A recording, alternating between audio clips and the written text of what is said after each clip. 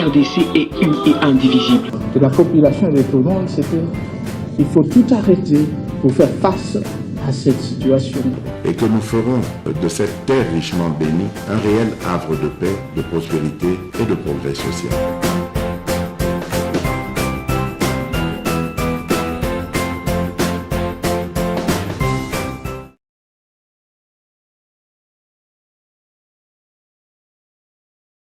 Population na place ba pesiye liloba ba pesiye ndingisa te soki toke na maponami asa la sanction tango mususu peuple azalaka complaisant mena en vol biso tolobi boy soki dictature mboka na biso ko kumba mamabe ezana makondi misato likondi ya liboso ezali o babengaka ignorance soki omoni lelo makambo ya classe na mboka na biso baboma yango makambo ya instruction baboma yango comment flou, c'est parce que on a voulu cultiver l'ignorance. L'époque ya ba belge banakoloba pas d'élite pas d'ennui, c'est-à-dire so ozana ba ignora ebele nde okumbela bango malamu namoni neti philosophie wana nde continua nakutana na papa moko azaka responsable munene na mboka oyo azali pe vivant mais naboyi kopesa kombo ayebisanga ite n'époque oyo ya deuxième république tango babandi kosopa ba université na mboka bisika nyonso bapozaka na président Mobutu question babibe boko tsopango boye mais encadrement ya malonga est-ce que kozala sima bana pe eyano bapesaka na tango wana ezalaki ete na tango bana wana bazali na ba classe wana même soki otambola malamu te on les occupe parce que ezali tant ya jeunesse soit azalaka penza chaud on leur donne, on fait semblant qu'ils ont tamboula. Mais mototou a ébike, ils ont malongate. Donc, tobemi d'abord, système d'instruction na biso. Pour bomamboka, ils ont kamando kite. Bomana no bom moto ya moto, oromona te mboka wane kofi. Donc, ignorance, pilier à liboso à dictature. O biso na volte bundisaka. Yami bale ezali kimobola. O babengi pauvreté. Pauvreté na mboka na biso ezali loko bato bako boko la yango parce que peuple tango azali pauvre okoki ko manipuler ye okoki ko somba ye na tango ba élection ko sala boye ko salisa ye loko yo lingi yango omona moto azana mosala te asala ke loko malonga te so akomi na pouvoir paf fondation ebotami akomi na mbongo ebele akomi ko kabola l'état zena moyen sous te ko sala mais yazana moyen ko leka l'état. Donc, tozongela yango na makambo etali réduction ya train de vie de l'État. Soki tolingi ete mboko yo ekumba manandenge ya solo Congo etelema esengeli to pesa makasi na l'État. L'État eko ozala kaka te makambo ya likabo, makambo ya ba ONG. Ya suka ezali likambo na kanyaka. Potango bakumbeli mboka, balobi ozali ignorant, ozali pauvre, balobi po ba sauver yo fokota na système akanyaka. Système akanyaka ezana mandenge bele ezana bakanyaka otoyebike oke na service public pose wa service il faut pesa mutu kanyaka omona mutu bapesi ye mosala babi na ye fanda wana ozana matricule salaire tant mususu ko makate ozana bureau bayebisi ye mbasa pesa ko matricule yo ko débrouiller te ko balinga c'est-à-dire bapesi ye nzela pote na kanyaka wana vivre nzela kanyaka mususu ezali. C'est-à-dire que plus aux mata, yango romona bato to bakoela ba responsabilité non pas pour servir le pays, mais bakoela ba responsabilité parce que plus au mata na hiérarchie ou système à montgolfière, plus au mati au sa iso mosalate possibilité no yakanyaka et komata. Yango romona mboka na biso ko tambolate. Mais na ko pesa toli moko na bayi politique na population. Soki tolingete mboka ezonga ndenge longo bani. Et sengeli tozengela moi sérieux ndenge to ko analyser ba problème na biso ce qui problème ezali il faut ko traiter yango il faut pas ko sensibiliser population moyebi sensibilisation ezwaka moi tango na koloba ete tolingi dictature biso zaki na dictature makasi na mboko e bota pe le côté parce que koloba te démocratie ali mabe démocratie na ba défaut nango dictature pe na ba défaut na bango. Mais ce que tali démocratie na biso ndenge kotambola lelo ezali moi démocrature c'est-à-dire que ezali sima ya elongia meme ba bombi nkose C'est-à-dire que où les populations azala na liberté, où les te mibeko eto samandenge longo bani. Okomona te mibeko wana eko buka makobanda likolo tenase. C'est ça qui casse ce pays. Et c'est ce système de biso na kati na vol on combat l'ignorance, la pauvreté et la corruption. Tango toko buka biloko wana nyoso misato na tango bato bakopesa biso bokonzi na kati na mboko oyo tozali na confiance ya population ndeko mona te mboka ekotambola. Alors, comment méfiance, ils ont s'installer du jour au jour ou du jour au lendemain, ce qui fait que bato ba créer, bato ba comme na moi doute bolingoza li sous-souté, c'est-à-dire ata politicien lobi malamba bia yosto yokayo bon kozaka lokwa baninga na yo alors que bato manam bako kozala ta ko ba mukie. Mais bako kozanga te parce que même dans un jardin abandonné, tu ne manqueras jamais une fleur ya moi malamu ko peso moi solo. Mais du fait que bato belé basali aventure parce que belé bazan la politique lelo bato wana même na vie normale ko kozala ta na isikate à part peut-être kozana balabala mais bakomi lelo bakondipe ba responsable même yemo ko pe azoka mondengi ya komi place wana mais lelo bazana place à ba décision. Ils sont responsables quelque part. Même na moi si na iti ba solo la rabia. Sérieux mto koma wa. Batala ba éviter que yo ebina te sérieux ba na yo pété. Voilà ba ibani. Mais malheureusement, ce sont ce gens-là. Des bazo dirigés, des bazan la poste à responsabilité, des bazan la moi portion à pouvoir. Ça fait très mal. Et de génération en génération comme ça, bateau baza compétent, bateau baza capable, bateau ba koki ko sale loko. Baza accepter na société te. Baza lokola bateau mo baza la maladie ya maba. Bali ko yoka bangote. Donc comme il a ba inversion à valeur. Bato bazo réfléchir malam baza nesikate. Bato bazo kosa lokuta mingi. Mais baza ba incompétent. De baza accepter na kati ya société. Na ebite lo lenge wana so itobika. Na ebite so ki pena tunnel ya malamu ezali otobika. Pour terminer, ma question est publique sur lo lenge mboka eko tambolaka. Avato kota na makambo ya réduction à train de vie. Likambo ya l'inefficacité ou l'absence, inefficacité, absence totale à l'État. Les désordres qui s'installent dans Mboka, ils ont la magistrature, ils ont la police, ils ont l'armée, ils ont la fonction publique, ils ont la même la gestion de la commune, ils ont la les désordres. Aujourd'hui, il y a un poto. Tokomi ko vanda na Covid lokola tozo futelango go pass alors que mondele mukolo Covid ça longoli na Covid na masque ba tozo futa te test pesate kaka koya Congo nde bazo exiger test mais kokote pas mondele ça tiki nae. Bref, une sorte il y a malgame ya makambo moko ezo sala ma ekomi lokola mode de vie bato mayele to bato musu bazo kama mais maye to sala loko zati motomoko azomituna. L'État existe ou l'État est absent. Dans la situation, tout ça, la population, il y a l'inefficacité à l'État ou bien l'État est quasi inexistant. Si on est quasi inexistant, comment restaurer un État? Pour tout le monde, l'État est comme un État. Si on est inefficace, comment rendre cet État-là comment efficace? Voilà, mais tout le monde. Il y a liboso, il faut que tout ça me beko. Tango batwa comme belé, c'est-à-dire si vous avez libota na yo, moi si na yo na bana na yo, vous avez besoin de be côté rokoma, maloba et koki.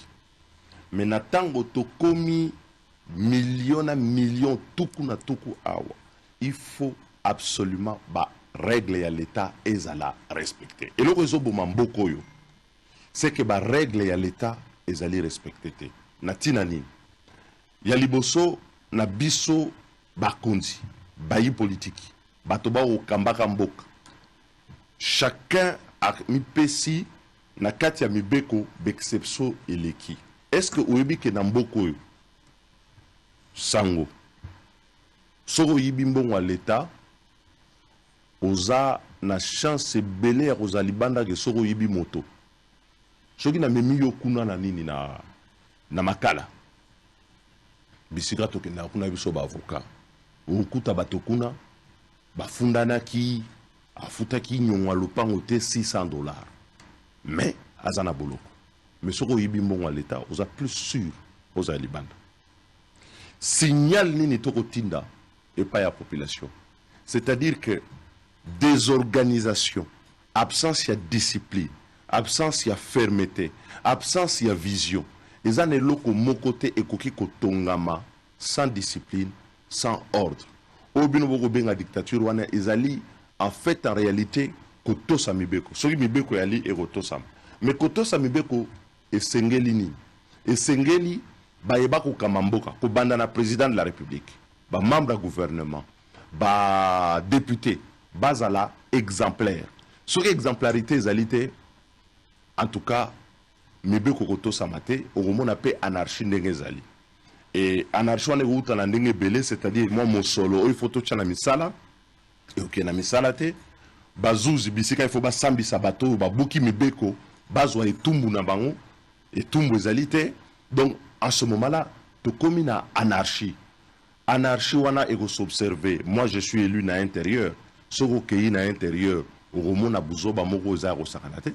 C'est-à-dire que n'importe qui peut lever des impôts, ba gouverneur ba relever des impôts et talisamité na mibeko ya mboka na biso, un administratif. J'étais même surpris il y a quelques années de cela, na monara décret moko, je crois il y a premier ministre Muzito Namatata, je crois, tango bazo na 2011, tango tookende na maponami, il y a eu un décret pour supprimer les taxes illégales.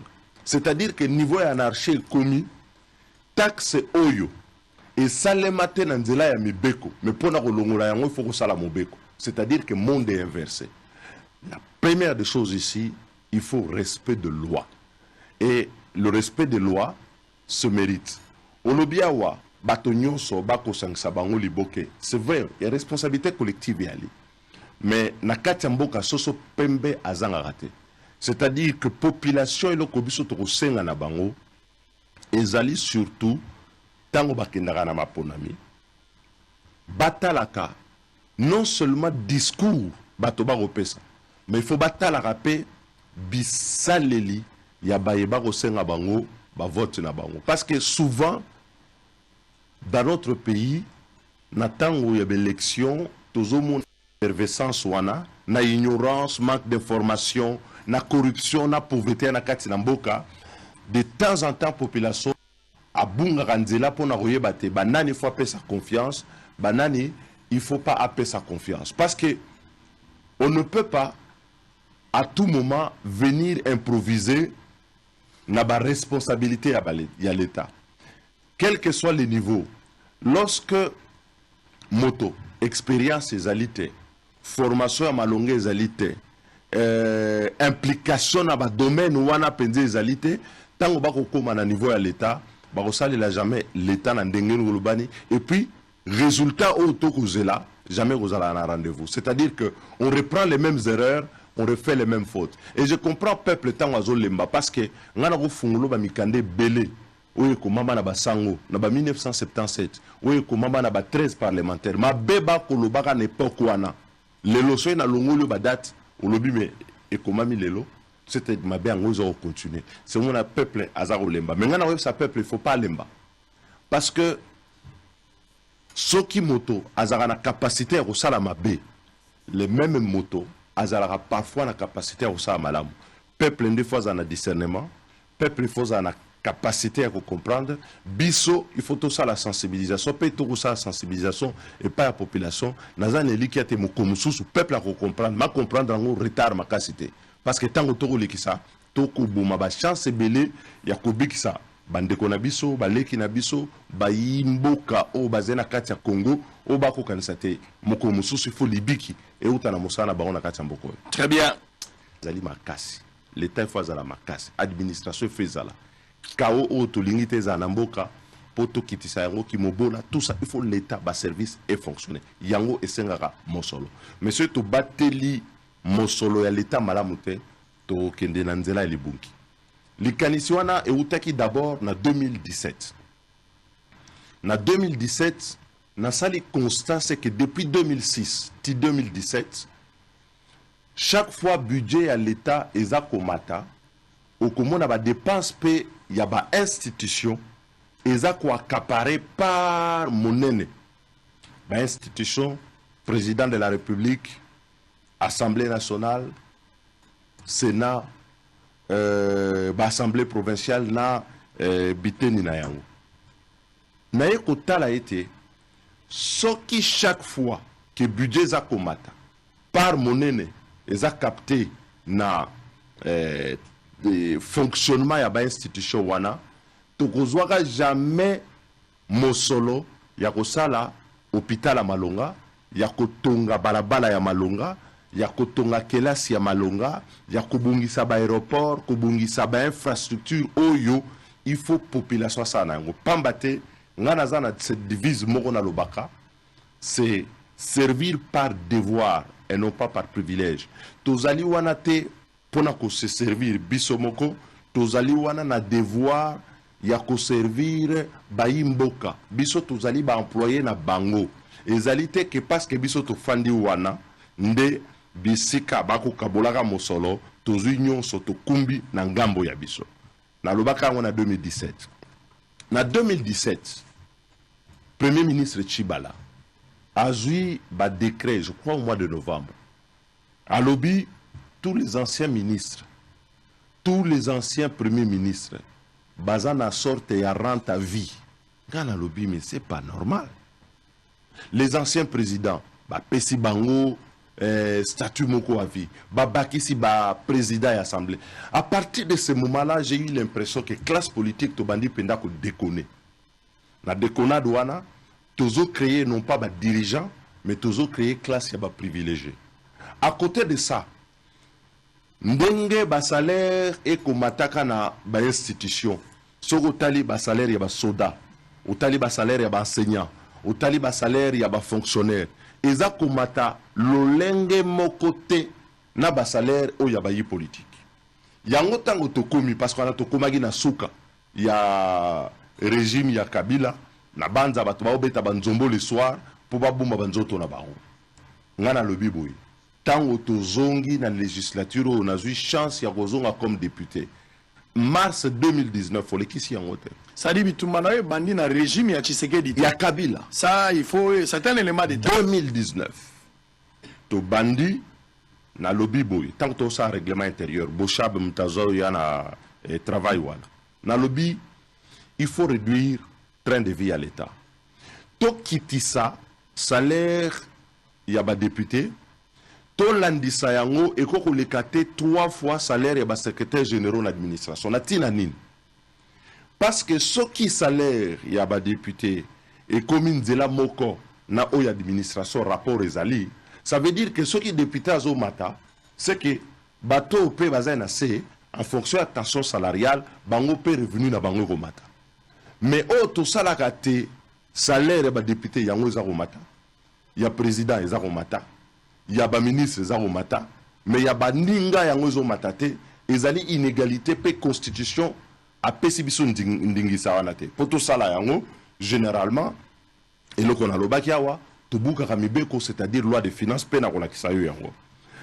Na 2020 tango tokomi na eleko ya Covid Nathalie bakangi banzela nyonso bato babimaka biso kende poto pour que ko se faire soigner tout ça biso nyonso awa to découvrir na moment wana que tozana ba hôpitaux te ngana zaki na maswika n'importe quoi tango Covid ebandi na longo maswika na komi na kana ngana bengi gouverneur Kabuya na tuniye yebisanga nano awa na Kasai central combien de lits tozali na yango o ezali na oxygène. Gouverneur na yebisi ngai il y a aucun lit équipé. Ngabi oh donc denge to fanda ka boye soko katani pe make fo ba bolo oxygène donc au camper quoi. Bebo fulura na munoro so ba fuliote so pe ba tamakasi bazate do ki. La population est quand même dans le désespoir. Na décidé na moment wana na lobby na renoncer par exemplarité.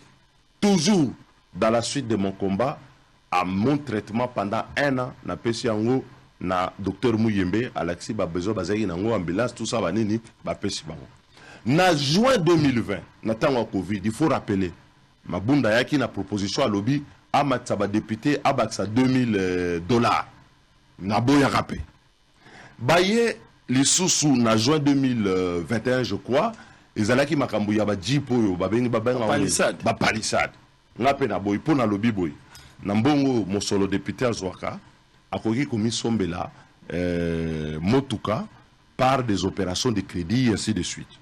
Et enfin en novembre na yeko présenter plan global ya réduction en train de vie de l'État et ça collecté était nini toko ko sala économie mais problème wana po bato ba comprendre ngo bien ndeko Israël na resepelation iba ko lakisa tableau moko si justement na lingaki parce que oyeba tango yo lobi pourtant tozo loba bongo air moko bato bazo comprendre te pour na landi pe ba ministre mususu na ba radio ba lobi non il faut ko bongisa député il faut à la bien depuis indépendance depuis 1960 webi parlement ya liboso mesure ya liboso bazwara non il faut député ya Congo azwa salaire moko na député ya Belgique mabe utawana telelo il faut to bongo la mécanisme parce que nazoka oh non mais pour na prestige est-ce que bato ba sepela te député aza non mais bato faut ba mituna salaire moko pote mboke za na lokumu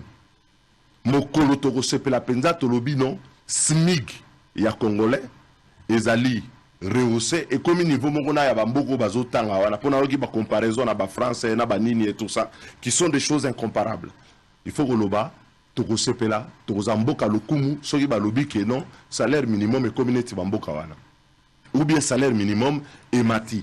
À partir de là, on sait que richesse est un akati na mboka na biso et ko kabwana de manière équitable. Peso ko tali constitution na biso lobby, il faut richesse nationale et profiter na ba congolais nyonso. Donc to ko zala te na budget 70% il y a budget ezali consommé par rapport il y a ba fonctionnement, il y a ba institution. Donc tant to zoloba réduire le train de vie de l'État, c'est-à-dire ko kitisa mosolo o to ko dépenser pour le fonctionnement ya ba institution pour te économie ya mosolo wana to tia yango na misala etali ekolo mais na kotali sayo boy et loko wana ezali kaka na parlementaire. Pourquoi na bandaki yango na parlement? Parce que parlement ezali autorité de contrôle. Parlement il faut prêcher na lobaki na yo par l'exemplarité parce que yemoko soka kangi mokaba à cause de makasi comme autorité de contrôle d'imposer la discipline aux autres. Mais ce qu'exemplarité zali wana te tout ça. Mais natango wana baolola kingai balobi non mais aza populiste aza boy. Mais nakoloba boy. Eza populisme te. Congolais fa longola na makanisi na ye ba kondi. Ba longola na makanisi na bango. Poso na olanda bango na landaki ba ministre mususu wa na landi pe ba collègue mususu wa. Ce qui toko continuer qu'on réfléchir nanzela oya rolosa kanisate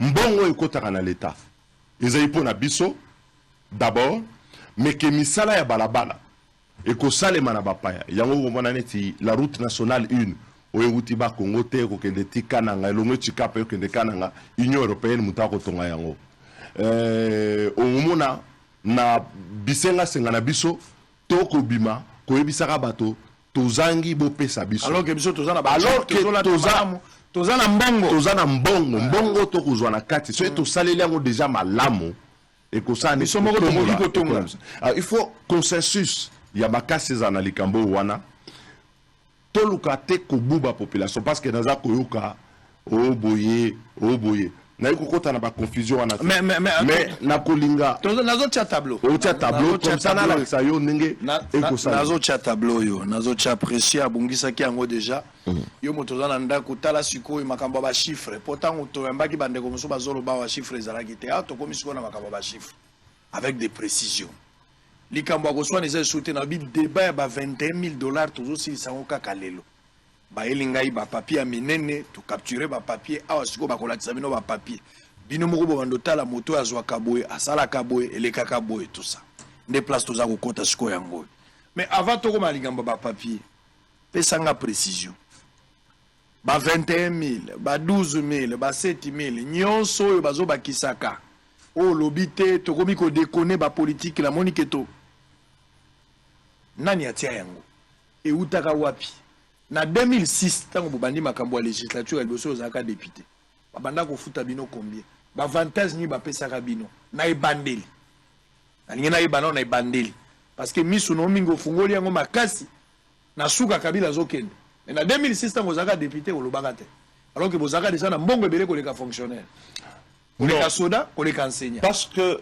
ozolandanga malamu te soko otali ntango gouvernement déclaration na ngai ntango gouvernement gizenga yaka ntango tosalaka déclaration wana toza na opposition bango bazali ntango ayaka na budget na ye na déclaration na biso makambo ya réduction de train de vie ezali le problème yani na Congo c'est quoi tolingi babuzz mais tokolanda penza makanicité ndenge osalema naboyi nde kwanuye bato bakolanda biso mais na ntango agizenga tolobaka yango na ntango mozito akomi premier ministre ntango ye na budget nango tolobaka yango justice sociale on a dit que Gizenga Lobara, je crois, une formule à l'époque, oui, il faut plus que le Congo soit cet arbre sous laquelle la pluie, toute la pluie retombe, il faut que la pluie tombe sur tous les arbres. Donc la kisaka était na politique nenge ba kolanda yango et ko sale matin na ndenge longo bani.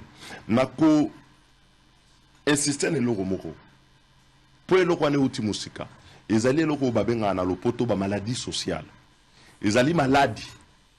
Mais il faut toyeba que tozana bokono. Il faut qu'on soigne yango. Na kuboya kundima wana. Mabe wana ko continuer tejo mususu ko boma biso parce que zo ko boma biso déjà. Ce qui lelo tozana moyen te ya ko pesa na armée na biso, tozana armée ya ko pesa police na biso, ya ko pesa justice, ya ko pesa boye. C'est parce que politique na biso en matière de finances publiques ezali penda maamute.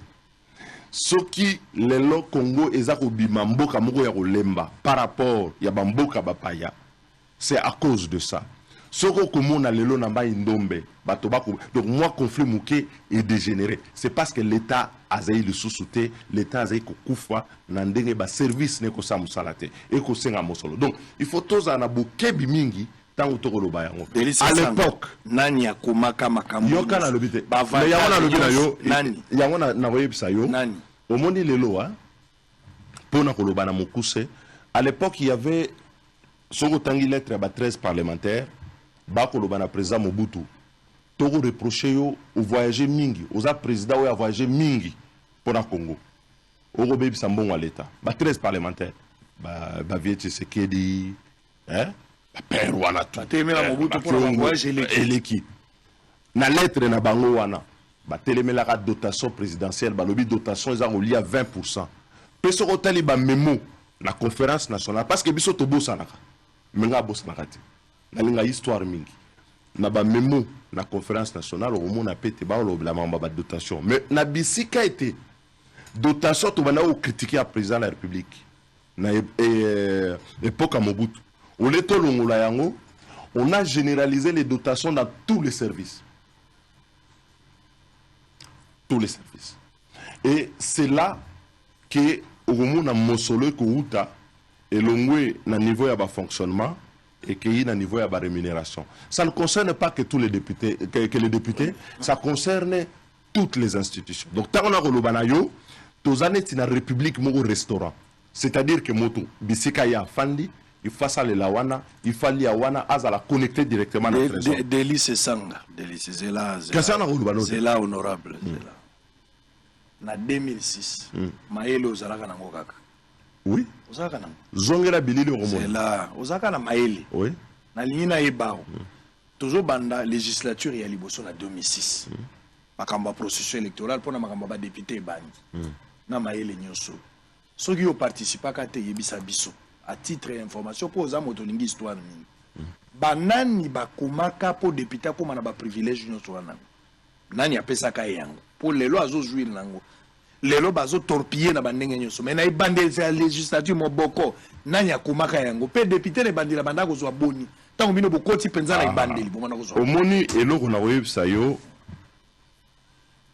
ndenge na lobaki ne bandeli ezali kozanga kotosa mibeko parce que neti na mboko tozana loi de finances ou régler ba finance publique loi wana epekisi je crois na article 51 que ba crédit omoni ba crédit o ba komaka pona rémunération eza ba crédit moko ezali plafond normalement ko bakisate epekisa mi pe kozwa ba crédit na ba rubrique mususu pona ko bakisango na niveau ya personnel ba dépense personnel.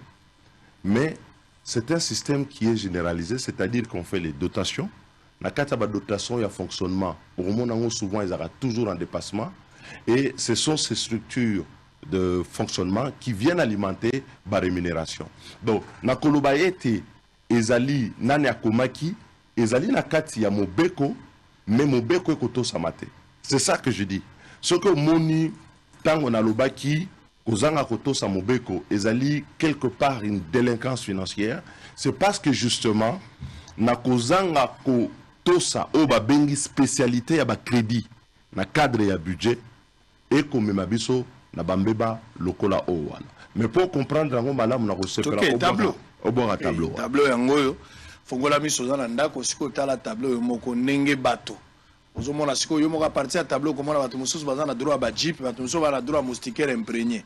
Okomona ngo ka partir à tableau. Tableau yango wana tokei.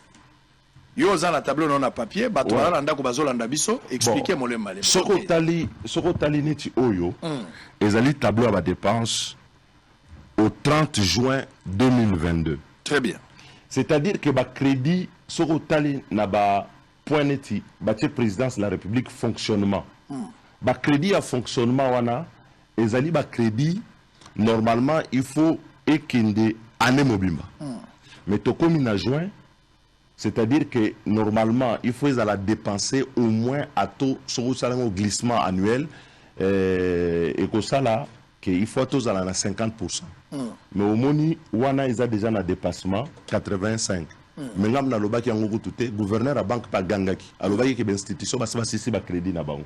So que na primature, fonctionnement des institutions est commis déjà na 177%, c'est-à-dire que balé les 100, balé qui 77. So que na Assemblée nationale 55, c'est-à-dire au lieu de 50, on est déjà à 55.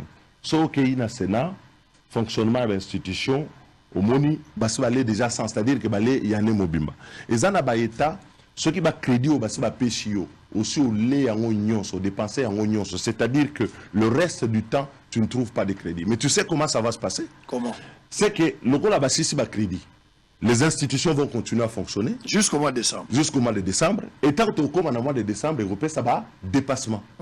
On comprend? Si. Alors comme oyebi na lingala tolobaka ofele oyebi loko babengo ofele uta wapi yom tolobaka lingala malam ofele uti wapi ofele ezali na mono oyebi te omona nazuyo lelo kana ba contexte nazuyo lelo tara oyebi te ofele na uti nani ko uta na ndenge nini tango zo. Quelle est l'origine du mot ofele uti nani ofele za pambate ofele uti na frais généraux. C'est la déformation ya frais généraux. On a ma compagnie, on relie à frais généraux, on s'en a frais généraux. Il y a un peu de fêlé. D'abord, on sont comme ça on fait. On a un contexte ça je sais. Si koyo, ce qu'on a les tableaux là, au moment naté, na ba rubrique koyo. Fonctionnement des années et comment est ba frais généraux. Alors que la loi des finances, c'est interdit que ba crédit est à la virée d'autres postes vers les postes où ba lobby personnel parce que la charge de l'ango est plafonnée. Mais ce qu'on quitte na c'est la tableau monsieur son assez. Quitte à la tableau on a c'est au moment on a été par exemple ba transfert pour la province au moment où on va exécuter on a niveau 20%. Total on a bazo matsamale malimbe tout ça 20%. Voilà. Transfert à la province. C'est-à-dire que ce au glissement annuel, je simplifie. C'est comme si depuis janvier juin, dans la province, il y a 2 mois. Si on a le Kabola, ça lit 20%. Mais Monique Kouna, ils ont 170%, 85% et c'est l'équipe. Soit pouvoir judiciaire, au moni fonctionnement de l'institution, pouvoir judiciaire, ils en ont 36%. Mais comparé au Komoko, c'est-à-dire que les provinces, les pouvoirs judiciaires, na pesika kawanda kisa, bakozwa moke par rapport ya mosala na bango il faut basala. Surtout que na administration au moment na pesa ile lenge wana. Totikala na makambo ya institution. Ba mieux satisfait za présidence ezali sénat. Ezali ba institution. Voilà ba institution ba pesa bango nyongo kuteza te bango ba lexina ba République restaurant. Donc si koyo soki tolobi na likolo wana. La rémunération est allée plafonner. Au moins, la rémunération est allée calculer, c'est 40%, c'est sur l'Assemblée nationale, c'est 40% exécuté. Donc, on est vraiment dans le taux. Sur le Sénat, c'est 60% dans le taux. Mais comme quand on fait la reddition des comptes, on ne va pas expliquer aux gens, reddition des comptes, les gars, kiburi. Et quand on a dernière session, on avait dit, est-ce qu'il faut parler de la reddition des comptes? Parce que c'est de l'argent déjà dépensé. Alors, en ce moment-là, on n'a plus de sanctions pour voir comment est-ce que les crédits ont été utilisés ici et là. Et donc, on est en dépassement. Donc, la leçon de tout ça, c'est quoi? Il y a un moment qui plan de réduction pour réduire les avantages. Les gens ont des décisions, il faut rejoindre. Donc, on a des problèmes. Parce qu'il ne suffit pas seulement c'est-à-dire de que dénoncer.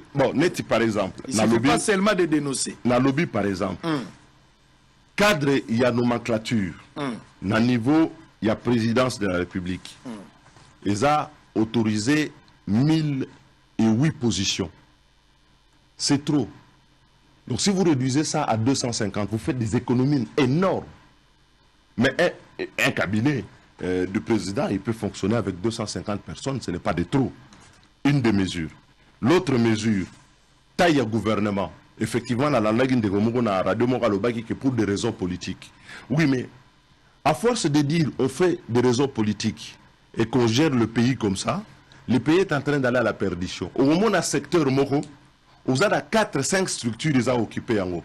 Conseiller spécial, il y a Macambia numérique, ministère, il y a numérique, corps Moussou Souboïdon. On démultiplie les charges. Et ça fait que l'État ne respire pas. Donc il faut rationaliser. Taille au gouvernement.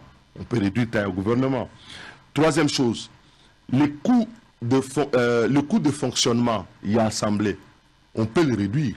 Moi, j'avais proposé qu'on pouvait réduire le coût de fonctionnement à l'Assemblée et à Sénat pour générer une économie presque de 130 millions de dollars. Et vous avez ma mission officielle à l'étranger. Mission officielle. Au Congo, on habite Tambola. Tous en ambassade Kili Kili, pays belé.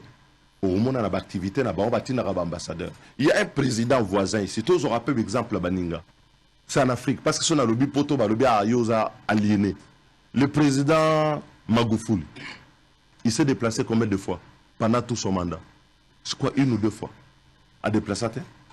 A Pékissa, le ministre, le membre du gouvernement déplacé parce qu'il y a une réunion à l'étranger, il privilégie plus les ambassades pour Bazala représenter. Au moment où le président Mabé Dambo Kanabiso, c'est que Tobomi administration.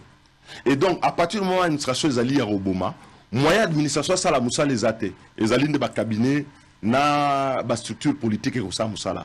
Souvent, on les fait mal, on les fait court, et on le voit dans beaucoup de domaines que ça ne paye pas. L'abrogation, il y a décret où ba PSI, ba avantage, na ba ancien premier ministre, na ba membre, il y a gouvernement, ba décret ou Chibalawana.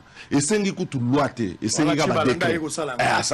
Donc, ceux qui m'ont sous premier ministre était. Azana traitement, mais ce talib avantage, wana, na niveau balobi, ils allaient 30%, il y a rémunération octroyée na Oyazana fonction. Mais c'est-à-dire que ceux qui m'ont continué, c'est-à-dire que, bah, avantage, wana, bah, c'est un premier ministre, parce que, bah, VIP comme Milaï, tout comme jour sous na 50 ou 30 anciens premiers ministres. Donc, c'est-à-dire que les coûts, il y a un premier ministre, et quand même, il y a refaire fonctionner. Par calcul simple, ceux qui premier ministre ont en fonction, ont 100 000 $, par exemple. Ancien premier ministre a 30 000 $. Ouais. Ceux qui ont 50 anciens premier ministre, on multiplie par 30 000 $ par mois. Donc, je dis, il faut supprimer ce décret-là. Chibala, un ancien opposant. Un ancien opposant. Chibala. Révision, il y a un avantage accordé aux anciens présidents de la République. Parce que qui a fait ça? Moi, je suis d'accord. Non, et ça, les Maguines a assemblé la fois dernière par la majorité sortante. Ah, donc, dans la législature, il y a 2011 à 2018. 2018. Alors, moi, j'ai dit, avantage octroyé aux anciens présidents. On peut, moi, je comprends. On ne peut pas laisser un ancien président Boui. Nababo Kebele, c'est normal. Mais, les alliés qui sont, il y a hauteur, il y a traitement. Il faut qu'on quitte ça. Qu'on rationalise yango ba organisme kili au moins une lettre il y a 13 parlementaires balobaka liloba moko ya malamu balobi condamné président balobi ke au cours de l'exercice budgétaire aza ko créer ba organisme kiliki eza ko engendrer ba charge budgétaire. Or na ndenge ko mama na constitution pe na loi de finances bango ba ko créer organisme te soki d'abord ba crédit nango ezalité. Mais comme Toto Sara na biso mobe côté au moment na organisme kiliki les a robotama, c'est-à-dire tout ça na charge ya l'état. Na proposera par exemple à titre de rappel le CENSA qu'il puisse être parce que ezalaki le plus symptomatique. Ce qu'on y kokota na ba régie financière. C'est vrai, régie financière il faut base à la paix incentiver. C'est-à-dire il faut base à la cause à moi mon solo par rapport à ma performance na bango. Mais motune zaboy. Ez à la IGF, ez à la DGI, DGRAD, ba régie.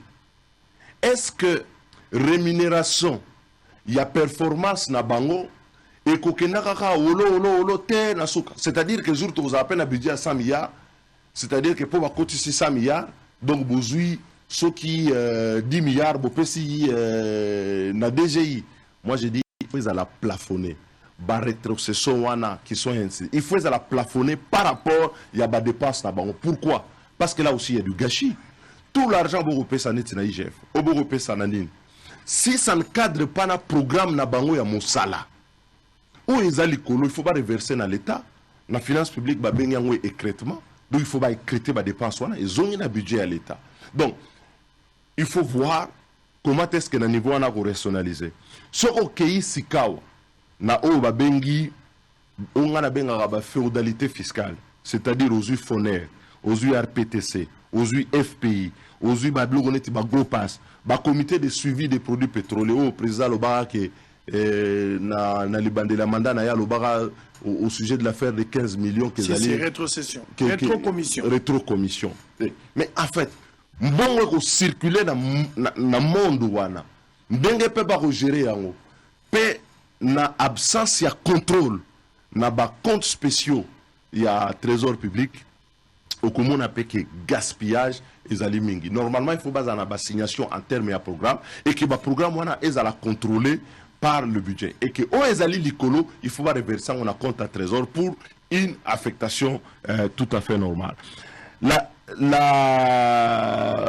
L'autre c'est encadrement, il y a des dépenses, il y a des provinces na biso. Parce que la province va senga mingi ba pesa bango, ba pesa bango mais la dépense n'est pas totalement contrôlé. Si vous avez une mesure ou la nyonso oche, le coût mabe, vous pouvez arriver jusqu'à 1 milliard. Il y a une économie. Vous avez une rigueur. Vous pouvez arriver à 1 milliard. Alors, 1 milliard, c'est quoi? Non, c'est pas rien. Dans un pays où tous les lits équipés en oxygène, Bissika, Mbeto, l'hôpital à Malongé, les alités, Babalaba, les alités, tout. Donc, en ce moment-là, moi je pense qu'on fait des économies. Mais il faut consensus ces là. Tout comme Makambo la République restaurant, tout comme la République au service du peuple congolais. À partir de ce moment-là, la marge budgétaire au Mokondjambo Kazaroloba, et comme on a, peut-être qu'on a défense nationale, qu'on a justice et tout ça. On est tous à la nenge tableau là qu'ici, donner, vous exécutez là sous la justice au 30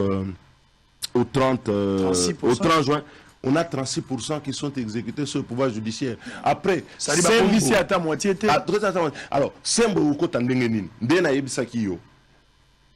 l'ignorance, la pauvreté, la corruption. À partir du moment où ces frais-là ne sont pas là, la gratuité même d'accès à la province pour exécuter 20%. Ça fonctionne. Alors que le président, c'est ici. Il ne faut pas s'étonner après que primature, et zotambolaté. Alors, il y a un lobby boy. Na sepeli mingi parce que tant on a yambaka yo na elekwana ya Covid interview na jardin na yo wana. Oui. Na ibisaka yo lobby mais bayo kela ka yo te na baka yo vérité problème ezate ke longa lelo parce que lelo na moni komba o wana tomenaki et comme na mitu ya batu nyonso. Alors comme il y a prise de conscience ezala na gouvernement ezala na classe politique na sengiete na budget o ezali koya tout la qui ça par exemplarité et fort auto sali pote tozongisa état na biso na nzela parce que na ndenge toza okumbela ngo ebimi pena na mwanzi. Alors sika bato bazo comprendre peut-être le lenge makambo ekosala te na sepeli awa nde mosala ya opposition yango o critiquer o boyi mais o proposer pe parce que na moni ozo proposer même le lenge makambo esengeli sala o tikalika na critique te parce que ya liboso talisi ba oyo eza problème ba dépasser déjà bato ba na plus de 100% ba mso baza na 117 c'est wana iso la kisi toza na mois de juin mais iso lié biloko na yo na opeso ndakisa na botolo malobate oyebi les États-Unis soki budget zali voté te même na Maison Blanche bakata bango mo au courant parce que moi faut courant zate c'est-à-dire que o ba bengi autorité budgétaire autorisation ya budget ezali eloko ya mutuya mais comme pas na biso robuka no mobeko. C'est-à-dire qu'on peut voter à 100, on l'exécute à 200 ou à 300, et c'est ça qui casse le c'est-à-dire, il faut revenir à cette orthodoxie. C'est-à-dire, tableau honorable à Zako démontrer, Zako la moto sengeli alia na Tongo, alia na midi, alia pena poko. Nde bape cho balobi $100 na yo kolia matin, midi, soir. Siko yo tokomi déjà na ba 9h, vous avez ba 9h, 9h kaka 9h, ou bien soit toche 12h tolo. À partir de 12h, yo le ya kutu $100 au lende na 150 ya lobby. Donc baxina $50 ya lobby so le yang. On est censé peut-être de vous poser quelques questions et ça y a ba téléspectateurs. Ça bangonde ba ko l'émission. Yo pe mo lobeli na bango batuno mo mituna mo mkemba le pito tsongela. Makambo ya bino ba député to sili sali kambo révélation à $21,000 parce que ba topé ba rozela population na. Finalement train de vie les gens ont compris que le gouvernement est institution budgétivore. Les gens ont compris que Bazoli a collé Ndelo, surtout tableau Bimisha en DPC sous pas si na motema.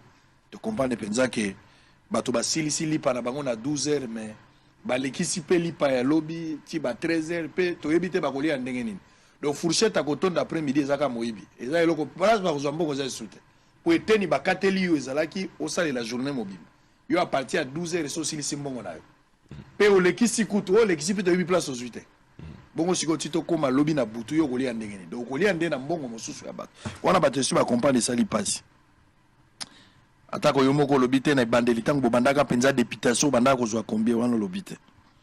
Tikana tuna na 1500 na lobaki. Olanda kite. Te o lobaki te 1500. Wana ozwa $1,500 na 2006. 2006.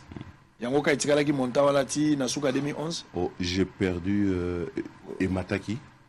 Je crois qu'on a terminé à 6 ou 9 000 dans ce tournoi. Ouais. C'est en 2011. En 2011, va Ponyo Lissous.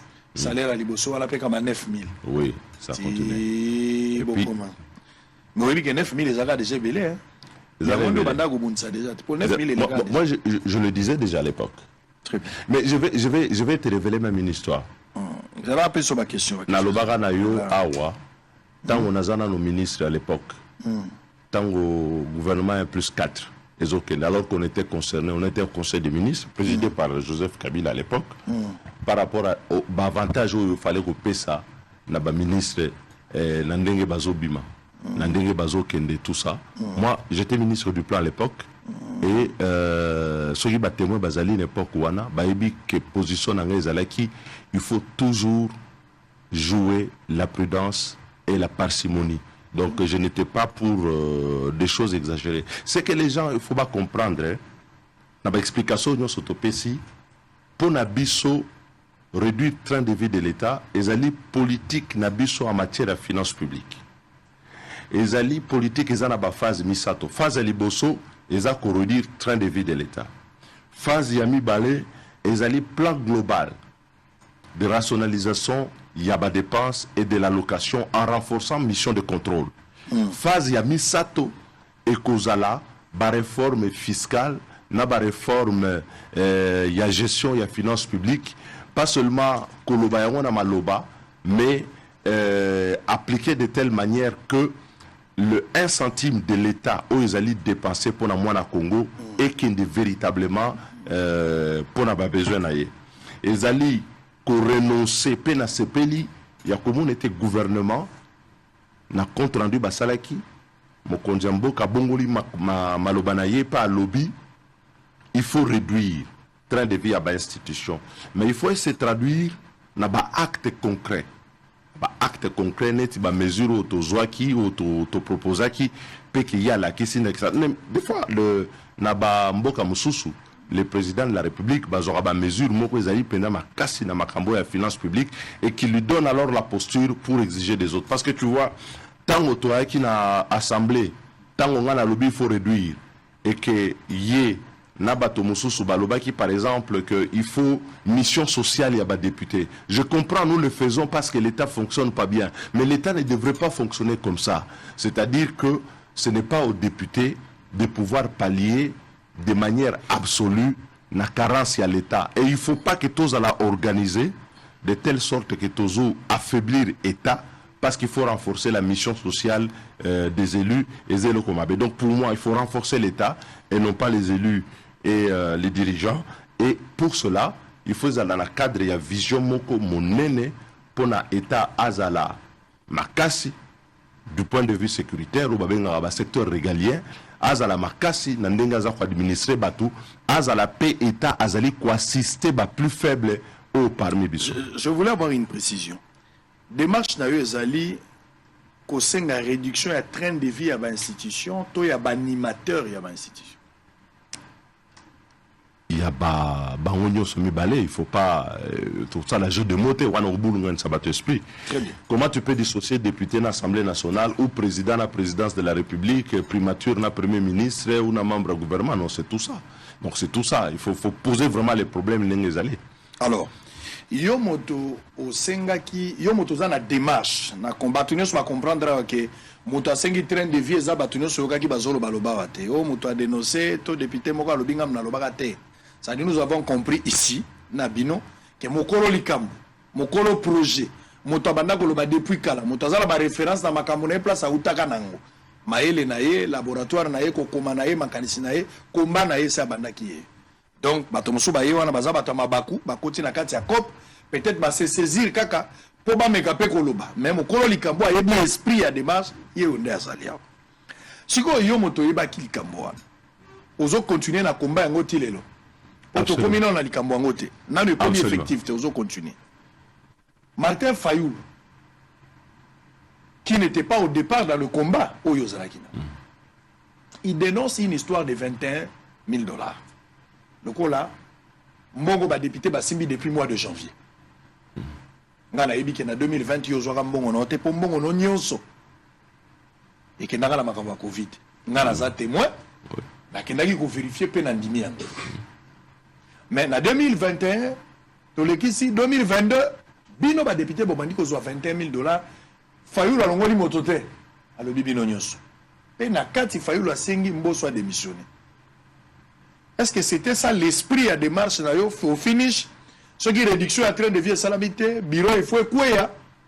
Comment vous réagissez face, je ne sais pas s'il faut appeler ça récupération politique, mais une dénonciation de Fayoul. Disons ça comme ça. Non, Ezali liberté naïe, mais moi je ne suis pas là pour commenter les propos des autres. Bisso Ezali politique, moi Ezali structurel, ce n'est pas un fait isolé. Ezali une analyse d'ensemble.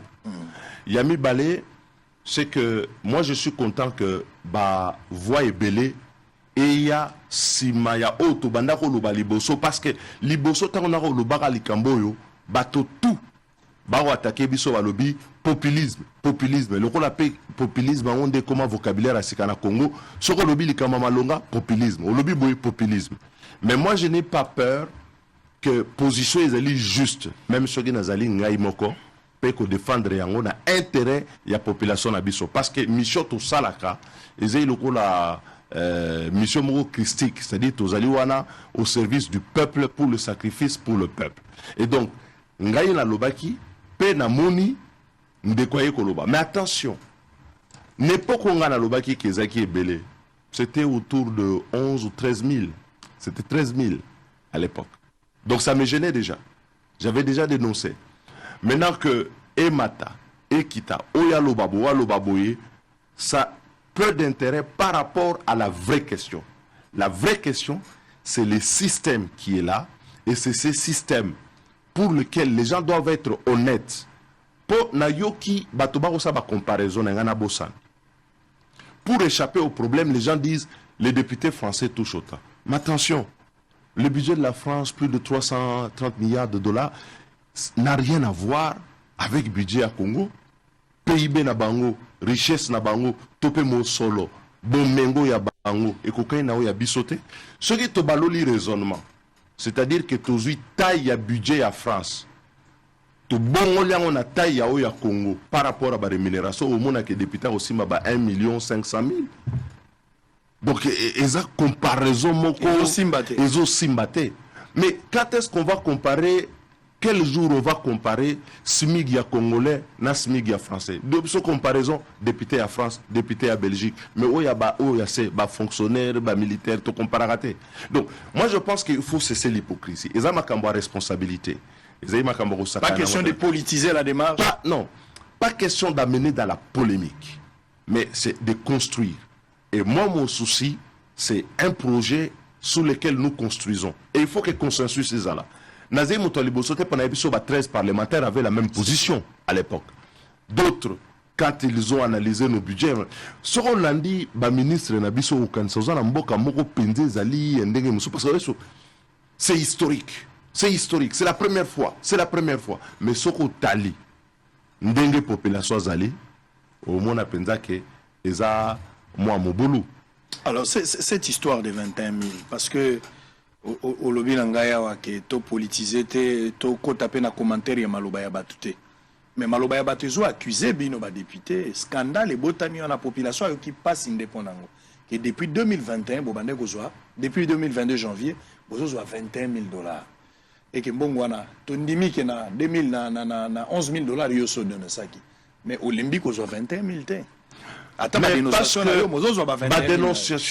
ba dénonciation na sali. Bazomeli.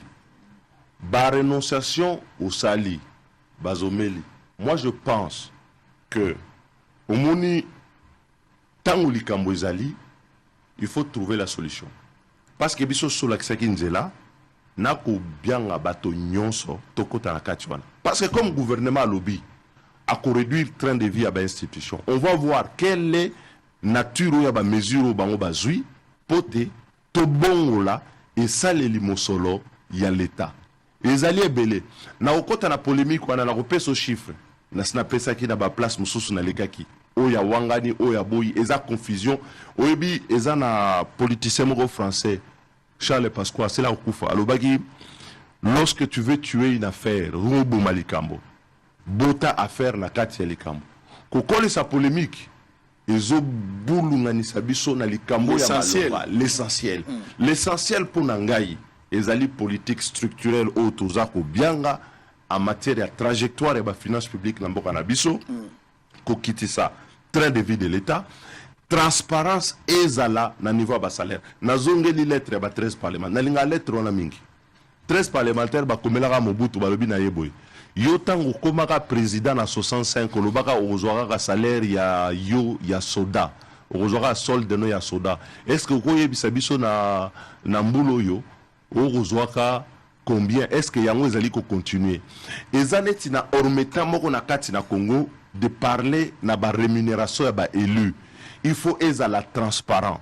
Mais ce que est transparent, transparence wana il faut s'appliquer na bateau nyonso. 2. Transparence wana il faut pas ezala bateke luniti nya una carton quoi, c'est-à-dire que balobi na yo rémunération ba tcheboye nzokande ba robenda pe côté mususu ba yeba bakisi. Omoni nyonso wana ezana litomba mokote. O ezali na litomba ezali solution voie tokoluka. Pote token de liboso na sepeli mingi ya komona lelo ke ba congolais parce que tant to sala ka débat sur makambo ya finance publique ba mona on etiza débat moko technique ya bato batanga tout ça même na ba amendement na loi de finance er moko to se retrouver kuna bato mi balemi sa to bosali ba amendement mais lelo est comme sujet à société honorable na ko sepela honorable tango budget ko ya cher confrère bato bazala mobiliser na honorable na éviter dans quelles circonstances mutumo atunya lobi nazo ebate yende honorable alobaka mboso aza voyou mutumo atunya na répondre eti non mais il faut expliquer le contexte. Il faut expliquer le contexte. En fait ezaka na Assemblée nationale. Ezaka na Assemblée nationale. Yondo benga mboso voyou. Tozalaka na Assemblée nationale. Azor appelé makambo ya histoire. Mais ezalaki na nini? Parce que Azor posé au motu. Azor luka yeba so que ça yom to benga kambo so voyo. Na kati incident wana. Na kati incident benga voyo. Ezalani. En fait, ezaka makambo. Tozo bunda baye na reddition de comptes. Avant to banda ko discuter ba lobby. Non, mais le président Lobara, est-ce qu'il faut discuter de la reddition des comptes? Est-ce que tu as l'examen rapidité parce que Zali déjà mbongo basiba saleli tout ça, il n'y a pas de problème. Or, on a considéré que reddition des comptes, nde Zali penda exercice ya solo en matière de finances publiques. Pena mataki pona koloba kumanyola makaniso nyonso. Na kati ya rapport na makambo ya ba dépassement, ministre de finance a Lobara na commission était mais ba dépassement ils ont un problème té to régulariser yango ya on a sepela raté na lobby té kobuka mobeko na place article 51 à lobby oko transférer crédité neti na ba rémunération oko virer ba crédité kaka na bisale là parce que ce qu'on nous changer affectation ba crédit ndenge zali na kati ya budget il faut loi de finances rectificative mais yango ya quitté yango na lobaki ezali délinquance financière dans la mesure où généralement pour na kubuka mobeko ya l'État ezana ba procéder parce que ceux tout landeli penda malamu OK kotala ba compte ya ba comptable public tout ça banini okuta ba mbebebele yanga na lobaki il faut to tika yango parce que d'exercice en exercice parlement a voté budget mais exécution nango et kolandisa matin na ndenge parlement a voté c'est-à-dire que autorité budgétaire ne ba benga rabiso eza ya kokufa to ikotimai alors tango ba botolinga maloba pona lobaki bongo na kiti na ngai et puis ba incident wana ndenge salemaki mais na bizaleli na ngai te mais c'est bien qu'il soit votre confrère ce n'est pas ça. Ce que je veux dire, je vais donner un chiffre oyambi ba député bela mutuna mutape so chiffre et ko avancer biso na nini. Ça c'est que moi je refuse de faire en politique et je ne veux pas verser là-dedans. Moi je pose un problème qui est de politique publique et je ne le découvre pas aujourd'hui. Je dis, je l'ai découvert depuis longtemps et j'ai posé les problèmes. Et pour moi, aujourd'hui comme hier, ces rémunérations restent élevées. Et donc, nalakisi au tableau, tableau nalakisi yo, ndenge za kosala. C'est là qu'il faut voir. Et c'est là qu'il y a la réalité. Et donc, le reste, pour moi, c'est de verser dans une sorte de polémique et que tant qu'on a la reddition des comptes dans l'Assemblée nationale, tant qu'on a voté budget et assemblée, bah oh bazo tuna mituna ana base à la paix mobilisée. Base à la mobiliser t'es pour la buzz. Au moins le BBC politique, c'est la recherche du buzz. Quand on fait le buzz en permanence, on oublie de s'occuper des questions de fond. Là, je dis il y a une question de fond et je voudrais qu'on reste sur le fond. Très bien. Les montants sont élevés, ils sont régulièrement améliorés. Et cette amélioration n'est pas compatible avec les niveaux de nos finances publiques. Ça dit, tu comprends que l'honorable Délice Sanga a beau soutenir des individus, a tigali constat et cohérent dans la démarche naïe, motoé à l'oba qui va montant exagéré avec des chiffres, il y a le col et coquille cause à la buzz pour que tout le monde soit l'essentiel, il y a où ils allaient coller dans la démarche naïe. Montant ils a ébélé, ce qui est vrai depuis tas soit ébélé. Alors, il y a babandaki na 4, 7 000, 8, tout. Finalement, il y a 13 000, so 56 000 euros. Mais, au fur et à mesure, ils ont évolué. Finalement, les problèmes, ce n'est pas des montants. Il y a 21 000 ou 30 000, mais réduction et salam. Alors, Nani Alouki buzz na Makambo avec cette histoire de 21 000 $. Vous pouvez aussi répondre. Vous nous posez des questions, mais vous aussi, vous pouvez répondre à la maison. Qui est l'auteur, il y a buzz?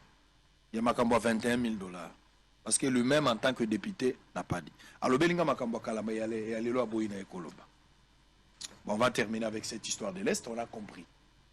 Bonne chance dans la démarche Nayo. Ils ont une démarche Moko, ils ont une adhésion populaire. Congo Mobimba, na soda ou azana front. A Chelio Motema la démarche Wana.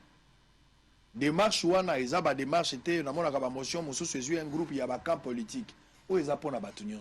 Et qu'on détruit l'avantage, il y a un groupe d'individus minoritaires, mais qu'on peut s'alobi qu'on a des milliers de Congolais. Kaka enseignant, kaka soldat, kaka policier, kaka fonctionnaire. Na maman ndunda ko sentir que makambo ebonga ni na mboka. Donc to pesio loboko simbisi la démarche na yo ki nanango liboso avec espoir que ozala. Mais Congolais bosala makambo mingi. Oeza komba ezalaka avant, pendant et après. Azobunda yango esi akomaki, azobunda na kati. Mais il faudra un engagement populaire, une adhésion massive pour asimba na kati ya likambo. Victime ezanga na yo. Yazo sa mosane ko député. Ce qui parle longité lokola individu akoko tika na ye. Mais ba conséquences eza néfaste au biso de bato tozo empathie na. Est-ce que to ko pesa loboko simbisi na kati ya makambo te? Ce qui est vrai député à Zouakebele, ce qui est vrai ministre à Zouakebele, ce qui est vrai président à Zouakebele. Natura kibino question ko banda Mobutu, Kabila le fils, Kabila le père, na Tshisekedi, na yebi salaire ya président de la République. On taye baka yangote. Ba créer ngolo la mythe, lokola eloko moko boy tozo banga, motako ko yeba yangote. Même président so ki abeli, okoko lo bateke président azali na maladie tel, bako kango na l'état nzo keza maladie na ye. Même pour que le président Abeli tel soko lobi bazomona ngolo la outrage. Alors que na bamboka nyoso eza malamu so président Zobel a paix Zobel. Donc on a président Abeli ba Covid, to créer mythe autour de ça. Ministre azwaka combien? Tant so ba koloba bon en montant, mais avantage bango bazozo elekimo ebeli. Ça dit ba institution yango mona ka to sepela ka so ba nommer mutu DG, to ministre moko bato basala ka fête. Po ba yebi ke sko ekomi tour na biso. Lia na ndenge na yo. Yango ya bengi République restaurant. République ya Malewa. Bato bavandi bako toko beko toka. Oya kolia dinosaure, oya kolia ngolo, oya kolia mboloko po ekomi tour na bango. Tango zomela mai banzaka pe source. Population majorité bango nde bazo souffrir. Bibi se sanga lokola moto kaka moko atomboli mongongo. Ngai pe sango mobundeli ya bato, molobeli ya bato. Ngai ne mongongo ya makasi ezokana na bato. Na pesi eloboko na ngai. Po intérêt politique eza na katite. Intérêt za ya bato nyonso. Balobi no kota na parti politique na ete mais kota na makanisi na ye. Poza makanisi yo bandai koloba mais moto moko alobi